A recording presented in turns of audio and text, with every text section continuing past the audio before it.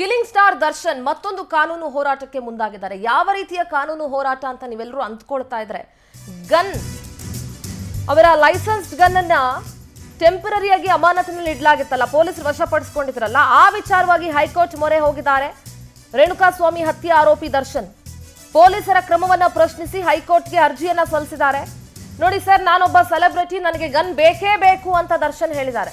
ತಾತ್ಕಾಲಿಕವಾಗಿ gun licence ಅನ್ನ ಅಮಾನತಿನಲ್ಲಿ ಇಟ್ಟಿದ್ದಾರೆ ಪೊಲೀಸರು. ಪಿಸ್ತೂಲ್ ಅನ್ನ ವಶಕ್ಕೆ ಪಡೆದಿರೋದನ್ನ ಪ್ರಶ್ನಿಸಿ, ಪೊಲೀಸರ ಕ್ರಮವನ್ನ ಪ್ರಶ್ನಿಸಿ ಹೈಕೋರ್ಟ್ಗೆ ಅರ್ಜಿಯನ್ನ ಸಲ್ಲಿಸಿದ್ದಾರೆ ದರ್ಶನ್. ಮತ್ತೊಂದು ಕಾನೂನು ಹೋರಾಟಕ್ಕೆ ದರ್ಶನ್ ಈಗ ಮುಂದಾಗಿದ್ದಾರೆ. ಲೈಸೆನ್ಸ್ಡ್ ಗನ್ ಅನ್ನ ಅಮಾನತಿನಲ್ಲಿಟ್ಟಿದ್ರು ಪೊಲೀಸರು ತಾತ್ಕಾಲಿಕವಾಗಿ. ಅದನ್ನ RR ನಗರ ಪೊಲೀಸರಿಗೆ 2 ಗನ್ಗಳನ್ನು ಸರೆಂಡರ್ ಕೂಡ ಮಾಡಿದ್ರು ದರ್ಶನ್. ಪೊಲೀಸರ ಕ್ರಮವನ್ನ ಪ್ರಶ್ನಿಸಿ, ನಾನೊಬ್ಬ ಸೆಲೆಬ್ರಿಟಿ, ನನಗೆ ಗನ್ನ ಅವಶ್ಯಕತೆ ಇದೆ, ನನಗೆ ಬೇಕೇ ಬೇಕು ಅಂತ ಹೇಳಿ ಈಗ ಹೈಕೋರ್ಟ್ಗೆ ಅರ್ಜಿಯನ್ನ ಸಲ್ಲಿಸಿದ್ದಾರೆ. ನಮ್ಮ ಪ್ರತಿನಿಧಿ ವೆಂಕಟೇಶ್ ನೇರ ಸಂಪರ್ಕದಲ್ಲಿ ಜಾಯ್ನ್ ಆಗ್ತಾ ಇದ್ದಾರೆ. ವೆಂಕಟೇಶ್, ಈಗ ರೇಣುಕಾಸ್ವಾಮಿಯ ಹತ್ಯೆ ಆರೋಪಿ ದರ್ಶನ್ ಏನ್ ಜಾಮೀನು ಮೇಲೆ ಹೊರಗಡೆ ಇದ್ದಾರೆ, ಮತ್ತೊಂದು ಕಾನೂನು ಹೋರಾಟಕ್ಕೆ ಮುಂದಾಗಿದ್ದಾರೆ. ತಮ್ಮ ಲೈಸೆನ್ಸ್ಡ್ ಗನ್ ಅನ್ನ ಏನು ತಾತ್ಕಾಲಿಕವಾಗಿ ಪೊಲೀಸರು ಅಮಾನತಿನಲ್ಲಿಟ್ಟಿದ್ರು, ಅದರ ಅವಶ್ಯಕತೆ ನನಗೆ ಇದ್ದೇ ಇದೆ, ನಾನೊಬ್ಬ ಸೆಲೆಬ್ರಿಟಿ, ನನಗೆ ಅವಶ್ಯಕತೆ ಇದೆ, ಹಾಗಾಗಿ ಪೊಲೀಸರ ಕ್ರಮವನ್ನ ನಾನು ಪ್ರಶ್ನಿಸ್ತಾ ಇದ್ದೀನಿ ಅಂತ ಹೇಳಿ ಅರ್ಜಿಯನ್ನ ಸಲ್ಲಿಸಿದ್ದಾರೆ ಹೈಕೋರ್ಟ್ಗೆ. ಸದ್ಯದ ಇನ್ಫಾರ್ಮೇಶನ್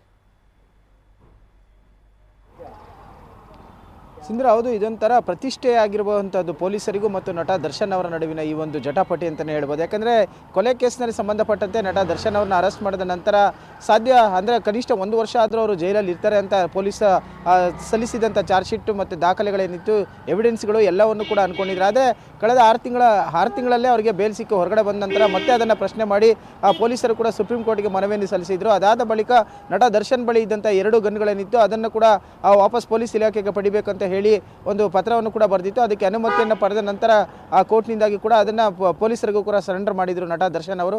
ಈಗ ದರ್ಶನ್ ಅವರು ಈ ಒಂದು ಗನ್ಗಳನ್ನು ಏನು ಸರೆಂಡರ್ ಮಾಡಿದ್ದಾರೆ ಅದನ್ನು ವಾಪಸ್ ಪಡಿಬೇಕಂತ ಹೇಳಿ ಮತ್ತೆ ಹೈಕೋರ್ಟ್ಗೆ ಅರ್ಜಿಯನ್ನು ಹಾಕ್ಕೊಂಡಿದ್ದಾರೆ. ಅಂದರೆ ನಾನೊಬ್ಬ ಸೆಲೆಬ್ರಿಟಿ ಇದ್ದೀನಿ, ನನಗೆ ಆತ್ಮರಕ್ಷಣೆಗೆ ಬೇಕು, ಸಾಕಷ್ಟು ಜನ ಸೇರ್ತಾರೆ ನನ್ನೊಟ್ಟಿಗೆ, ಹಾಗಾಗಿ ನನಗೆ ಈ ಒಂದು ಗನ್ನ ಅವಶ್ಯಕತೆ ಇದೆ ಅಂತ ಹೇಳಿ ಕೂಡ ಏನು ಪೊಲೀಸ್ ಇಲಾಖೆಗೆ ಕೂಡ ಅವರು ಒಂದು ಮನವಿಯನ್ನು ಮಾಡ್ಕೊಂಡಿದ್ರು. ಆದರೆ ಪೊಲೀಸ್ ಇಲಾಖೆಯ ಒಂದು ಮನವಿಯನ್ನು ಹೈಕೋರ್ಟ್ ಎತ್ತಿಡ್ದಿತ್ತು. ಆ ಹಿನ್ನೆಲೆಯಲ್ಲಿ ಕೋರ್ಟ್ ಒಂದು ಆದೇಶದಂತೆ ಅವರು ಸಬ್ಮಿಟ್ನ ಮಾಡಿದ್ರು. ಈಗ ಅದನ್ನು ಪ್ರಶ್ನೆ ಮಾಡಿ ಮತ್ತೆ ಈಗ ಒಂದು ಮನವಿಯನ್ನು ಸಲ್ಲಿಸಿದ್ದಾರೆ. ಆದರೆ ಕೋರ್ಟ್ ಇದನ್ನು ಯಾವ ರೀತಿಯಾಗಿ ಪರಿಗಣಿಸುತ್ತೆ ಅಂತಲೂ ನೋಡಬೇಕಾಗುತ್ತೆ. ಯಾಕಂದರೆ ಕೊಲೆ ಪ್ರಕರಣದಲ್ಲಿ ನಟ ದರ್ಶನ್ ಇದ್ದಾರೆ, ಅದರ ಜೊತೆಗೆ ಏನು ಸಾಕ್ಷಿಗಳಿಗೆ ಬೆದರಿಕೆ ಆಗ್ಬೋದು, ಅದರಿಂದ ಮತ್ತೇನಾದರೂ ಅನಾಹುತಗಳಾಗ್ಬೋದು ಅನ್ನುವಂಥ ನಿಟ್ಟಿನಲ್ಲಿ ಕೂಡ ಈ ಒಂದು ಅಂಶಗಳನ್ನು ಇಟ್ಕೊಂಡು ಈ ಒಂದು ಕೇಸ್ಗೆ ಸಂಬಂಧಪಟ್ಟಂತೆ ಕೂಡ ಏನು ರಿವಾಲ್ವರ್ ಏನಿದೆ ಅದನ್ನು ವಾಪಸ್ ಪಡೆಯುವಂಥ ಕೆಲಸವನ್ನು ಮಾಡಿದರು. ಆದರೆ ಯಾವ ರೀತಿಯಾಗಿ ನಟ ದರ್ಶನ್ ಅವರು ಕೇವಲ ಸೆಲೆಬ್ರಿಟಿ, ನನಗೆ ಆತ್ಮರಕ್ಷಣೆಗೆ ಬೇಕು ಅನ್ನುವಂಥ ಅಂಶಗಳನ್ನು ಇಟ್ಕೊಂಡೇ ಏನಾದರೂ ಗನ್ನನ್ನು ವಾಪಸ್ ಪಡಿತಾರೆ ಅಥವಾ ಬೇರೆ ವಿಚಾರಗಳ ಅಥವಾ ಅಂಶಗಳನ್ನು ಮುಂದಿಟ್ಕೊಂಡು ನ್ಯಾಯಾಲಯಕ್ಕೆ ಮನವಿಯನ್ನು ಮಾಡಿಕೊಂಡು ಮತ್ತೆ ಆ ಗನ್ನನ್ನು ವಾಪಸ್ ಪಡಿತಾರಾ ಅಥವಾ ಕೋರ್ಟ್ ಇದನ್ನು ಪುರಸ್ಕಾರ ಮಾಡುತ್ತಾ ಅಥವಾ ಪೊಲೀಸ್ ಇಲಾಖೆ ಪರವಾಗಿ ಏನಾದರೂ ಈ ವಿಚಾರಕ್ಕೆ ಸಂಬಂಧಪಟ್ಟಂತೆ ನ್ಯಾಯ ಬರುತ್ತಾ ಅನ್ನೋದನ್ನು ಕೂಡ ಕಾದು ನೋಡಬೇಕಾಗುತ್ತೆ. ಸಿಂಧುರಾ, ಓಕೆ, ಥ್ಯಾಂಕ್ ಯು ವೆಂಕಟೇಶ್ ನಿಮ್ಮೆಲ್ಲ ಮಾಹಿತಿಗಾಗಿ.